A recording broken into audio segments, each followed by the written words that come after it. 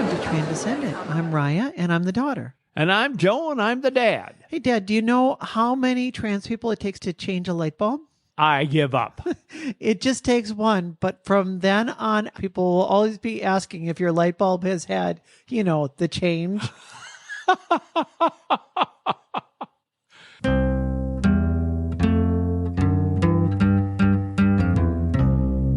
Today we're talking about how did I know that I was transgender, and how can you know if you're transgender? Maybe you're listening to this, you searched out and found this podcast, and you're trying to wrestle through this all for the very first time.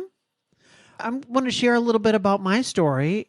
A little bit later on in the podcast, we're going to have a list of questions that Dad's going to bring up, and then we'll actually go through this with how that applied to me. And then in the end, I'm going to wrap it all up and share my whole story, and hopefully that will give some insight for others that are going through something similar.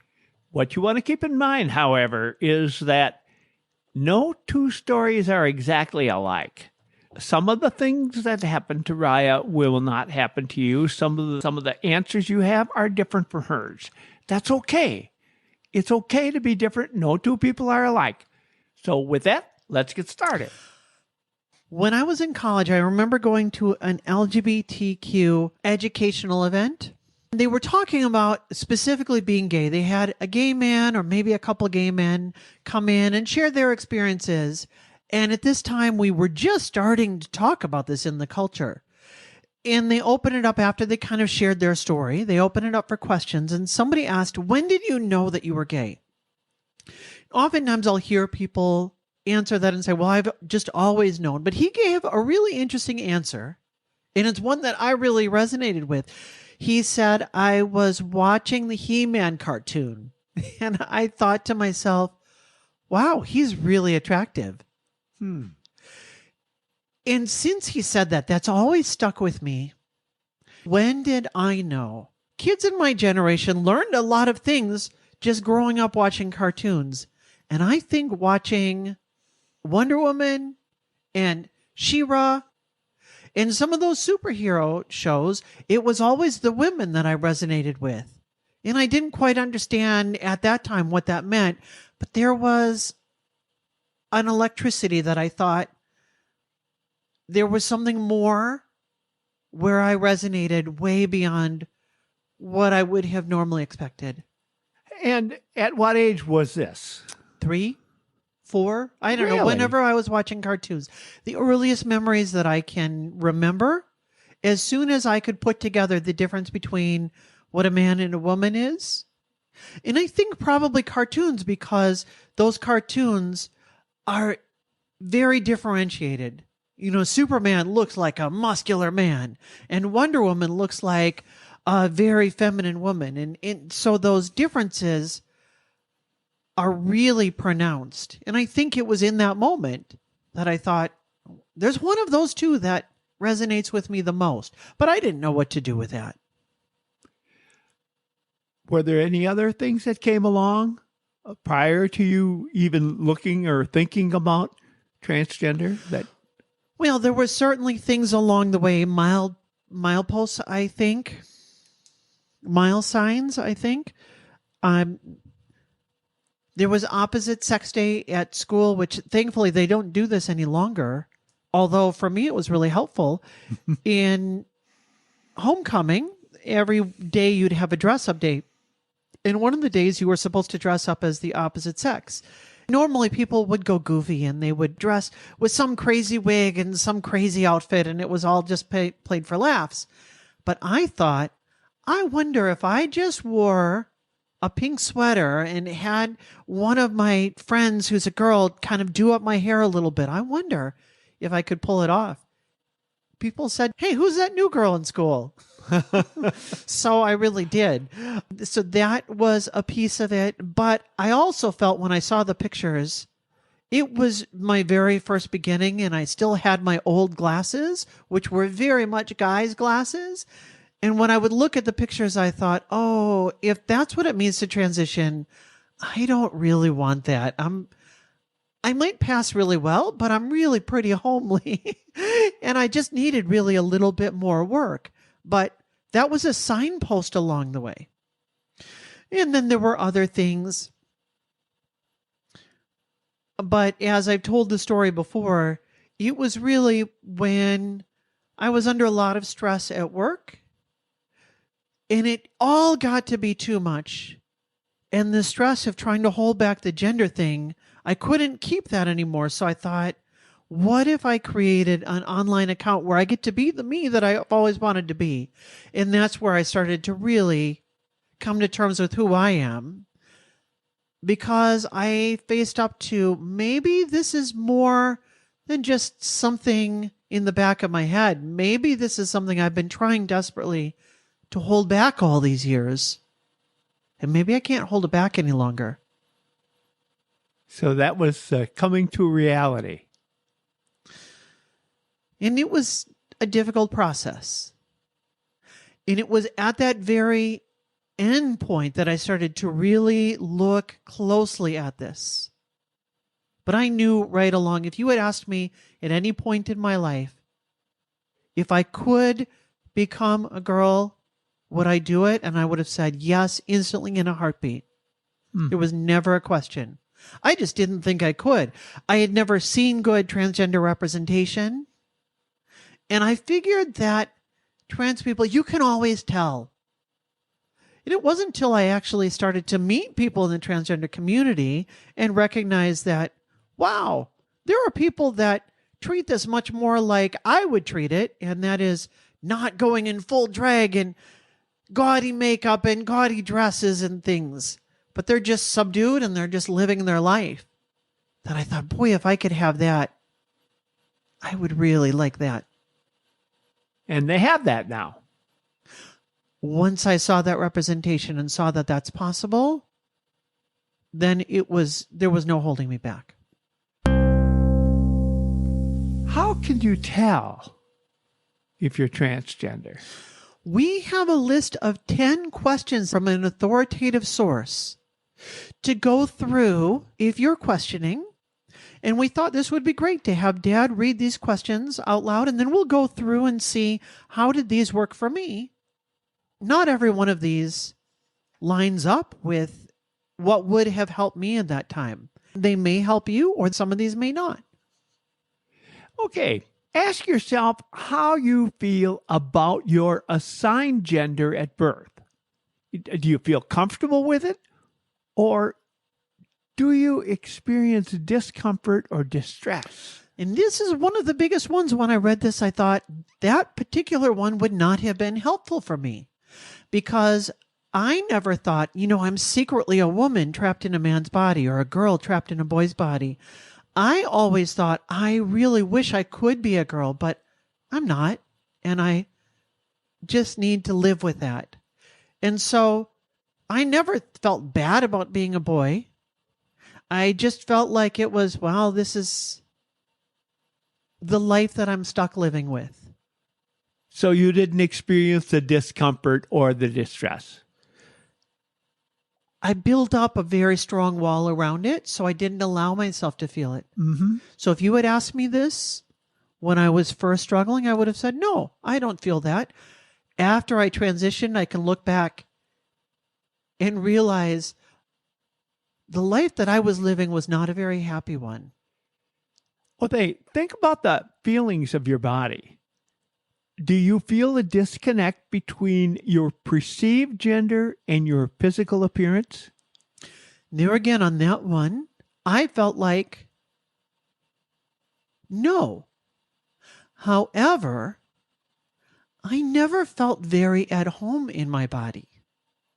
I never connected with sports when kids were playing sports or wanted to do the physical kinds of things. And I think part of that is because it reminded me that I'm in this boy's body and I didn't really like that body so much. But again, I was going to make the best of it because I approached life with a positive attitude. And I just thought, well, there's nothing I can do about it, so I may as well make the best of it. So I would have said no. Now, the next one is something you actually mentioned a little earlier, and that is experimenting with different gender expressions or clothing, hairstyles, or other aspects of presentation to see how they make you feel. And that was that opposite Opposite Gender Day. Yes. If I had done that more, I would have discovered much, much quicker. But here again, when we grow up in a society that is by and large transphobic, and thankfully it's much less so now, but it was very transphobic at the time, I figured there's no point in experimenting, because if I go out there and I look like Klinger from MASH, where you can tell that's a guy in a woman's dress, I would rather have to live my crappy life as a guy than to live as a guy trying to be a woman. It wasn't until I realized that you don't have to live that kind of life. If I could go back and tell myself, you know what? You'll be able to transition and you will work a phone job where you talk to person after person after person, day after day, and they say, yes, ma'am, I have a question for you. Yeah. I would have jumped at that chance, but I had no idea that that could be possible. But now it is. And now it is.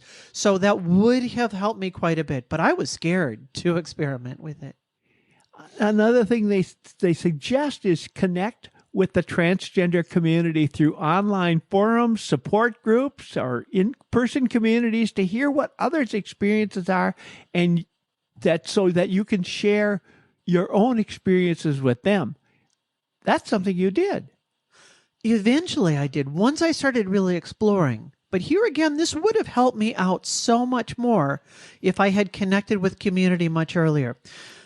When it comes to transgender people, we are oftentimes misled by what they call the bad wig fallacy.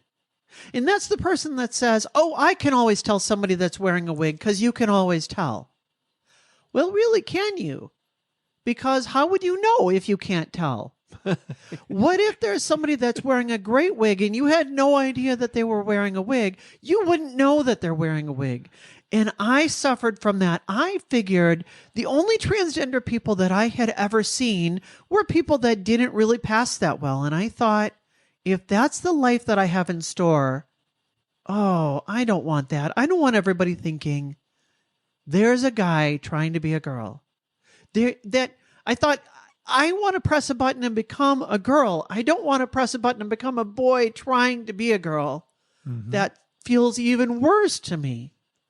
But if I had met some of the transgender people that you can't tell, you don't know, I probably did meet many, many people before and I had no idea. And if I had any way to know that just a single one of those people was transgender, I would have said, oh, I want that life. In your own relation, there is a person we call H, and no one would be able to even assume that H had ever been male. Right. She is very, very cute, and she's had the privilege of being able to transition early because we have a much more open and accepting society. And in fact, when she shared her story about how she came out, she said, hey, you know Raya? Do you remember my aunt's sister that transitioned? I think I might be like her. I might be mixing that story up, but that's how I remember her telling the story. So even there, she got to see some positive representation. Mm-hmm. And through seeing that, then she realized, I think that that's me. If I had seen positive representation, I think I would have much earlier as well.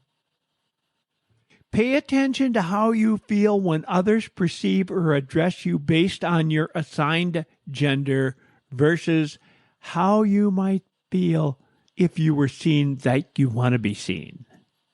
I came across a TikTok a while back where somebody had put together a gender affirming video, and they said, just see how this feels. And they actually created 3 different versions of them.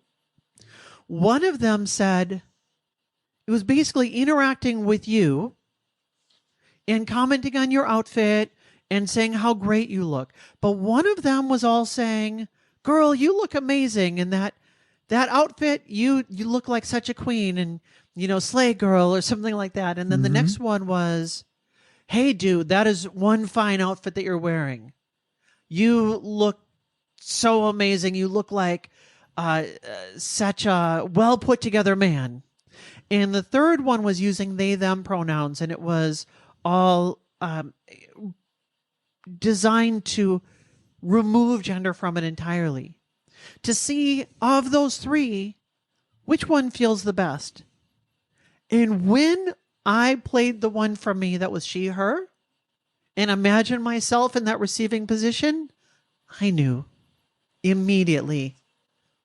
Have you had that experience now, where any place you've been where people have complimented you on what you're wearing, or the kinds of things that you would expect, the kind of compliments women would get? Yes.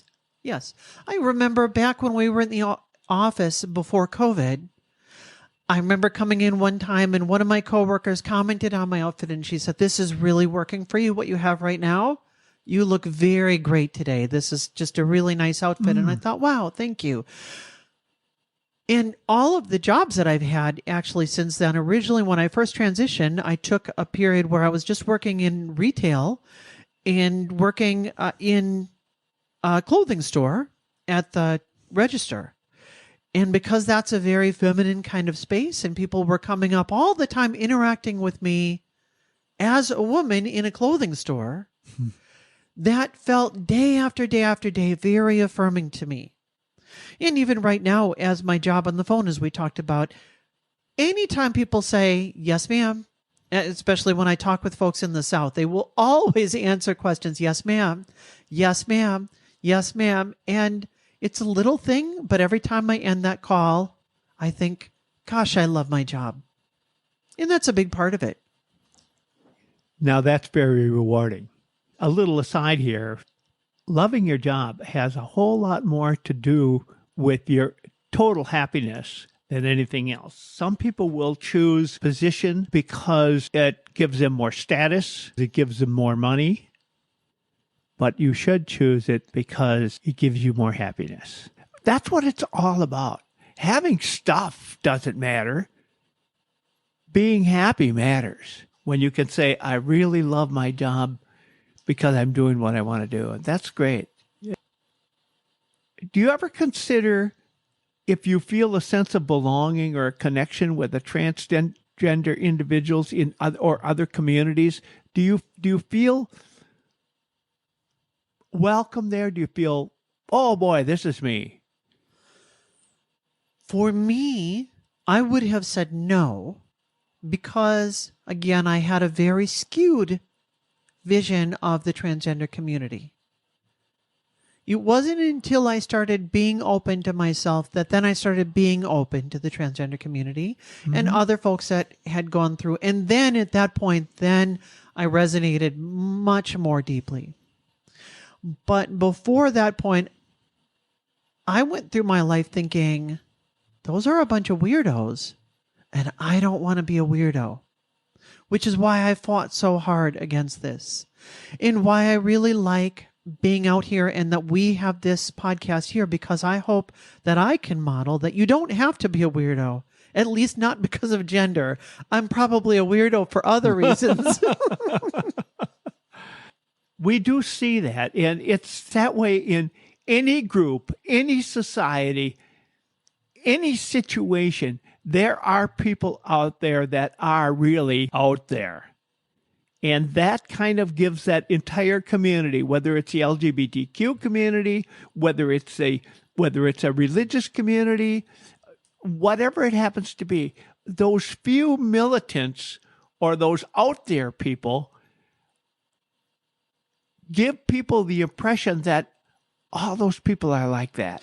And especially now, I think with the transgender community, especially because many people, especially older transgender people, don't call attention to themselves. The ones that are the most well-adjusted rarely talk about being trans. because they just want to go about living their lives. So you never notice them. Instead, the ones that you notice are the ones that are very obviously not fitting in. And you think, oh, if that's how transgender people are, that they don't fit in, I don't want to be one of those people that don't fit in. But you never notice the people that do fit in. And they are the majority. Absolutely the majority.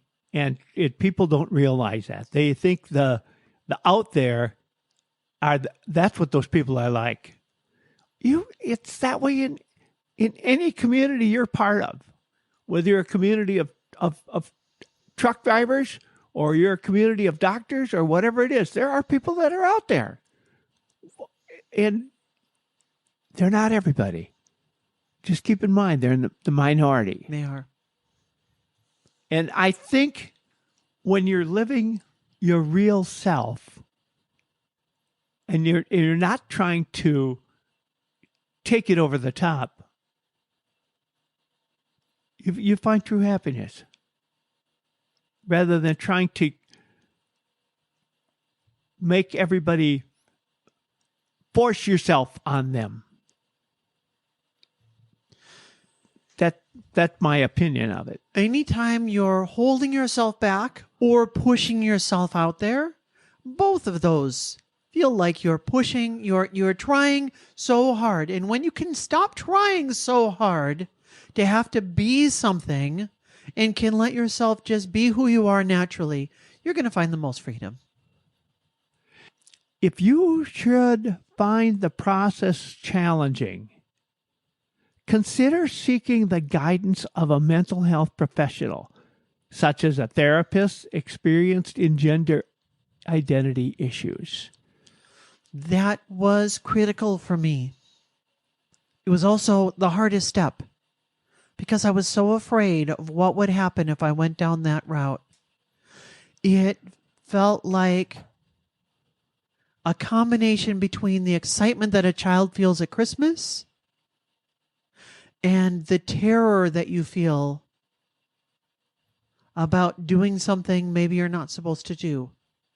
I felt that all rolled together. Maybe this is my freedom, but also maybe I'm going down a route that who knows where this is going to lead me. It was scary and it was exciting.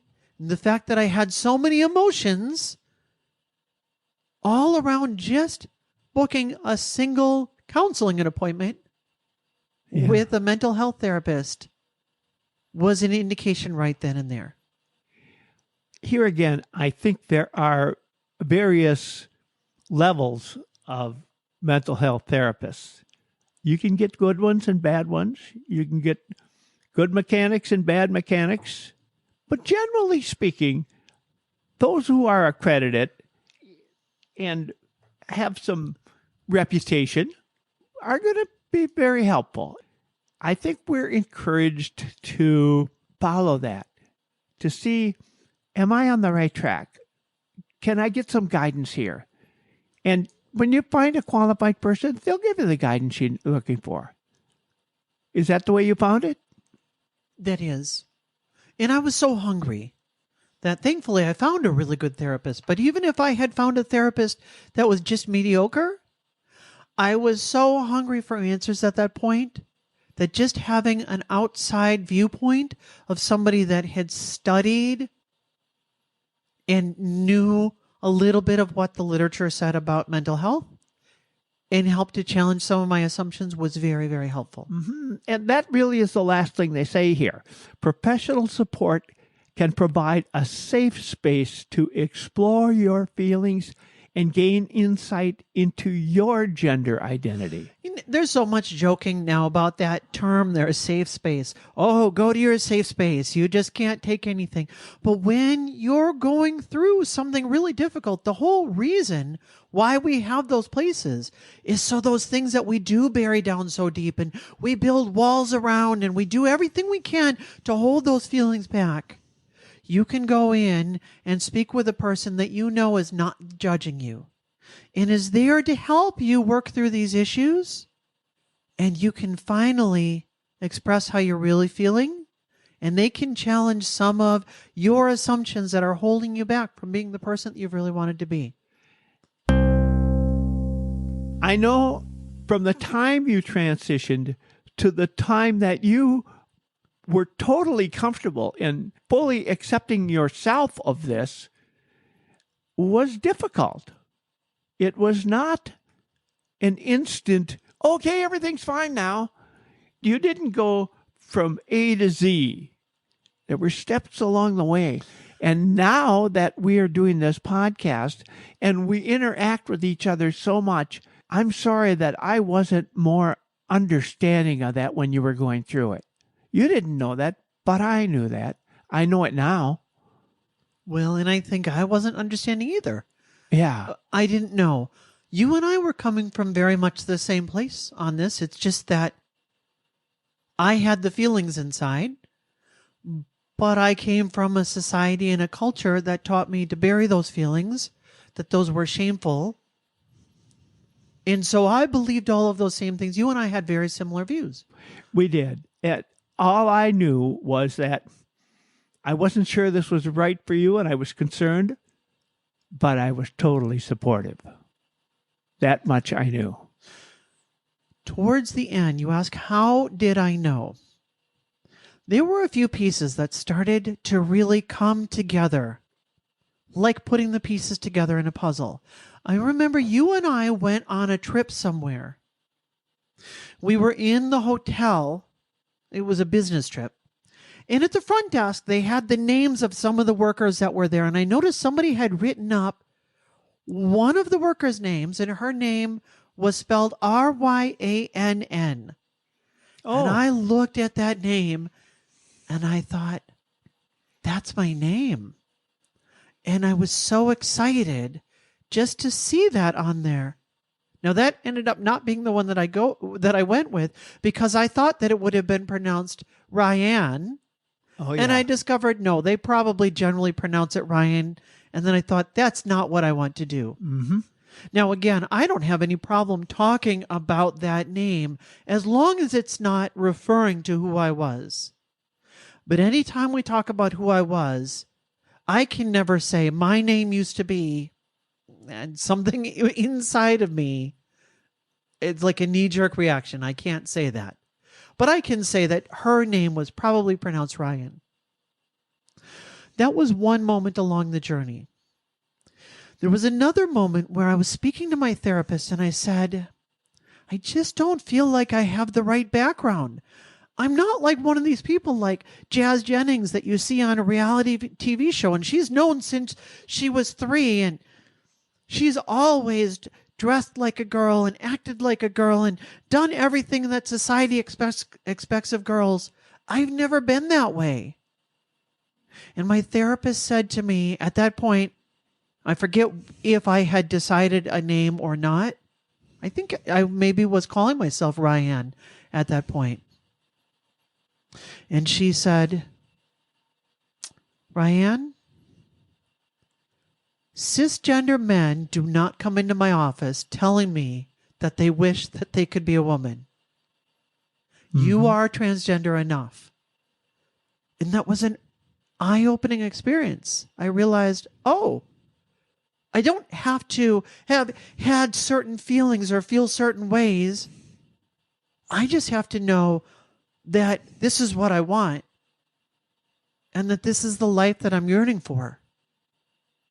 And there are no rules. There's no transgender police that are going to say, I'm sorry, you don't qualify.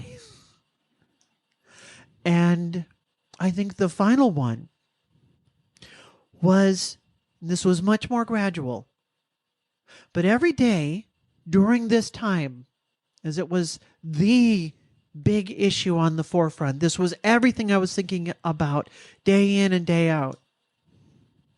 And I would ask myself, all else being equal, do I feel like I want to transition? And then I would go through it in my mind and I would think, oh, I'm giving up so many things and am I ready to do that? And I don't know, but boy, inside I feel like I want to. And I would weigh it back and forth and back and forth. And I would come out thinking, yes, I think I do. And then the next day I would go through that again and I would weigh it back and forth and I would think, this is a real struggle. I just don't know. But yes, I think I do. And the next day I would weigh it out again and I would think, this is a real struggle and I don't know. But yes, I think I do. But boy, it's a close call. And the next day it would be a close call. But yes, I think I do. And day after day after day, I started to put it together that this is not a fluke. On any given day, this is absolutely how I feel. And this is never going to change. And finally I said, I don't think I can escape the reality anymore. This is who I am and this is what I need to do. And that's what I knew. And today you absolutely know you made the right decision. I sometimes will joke that I regret my transition a number of times. I have regretted it a number of times. And of course, that number is 0. I have never once felt like this is not who I'm supposed to be, or that I wanted to go back, or that I'm disappointed that I made the decision. Every single day, I feel more affirmed in who I am. I feel more excited that I finally get to be who I've always wanted to be.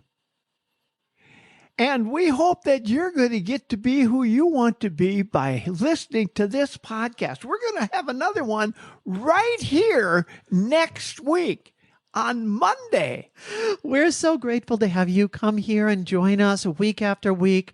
We're bringing a lot of education to you and things to open your eyes, and we hope we're helping you in your journey. If you know one person who would benefit from this podcast, please ask them to listen. It raises us up on the search engine. We are dedicated to keeping families together and saving lives one podcast at a time.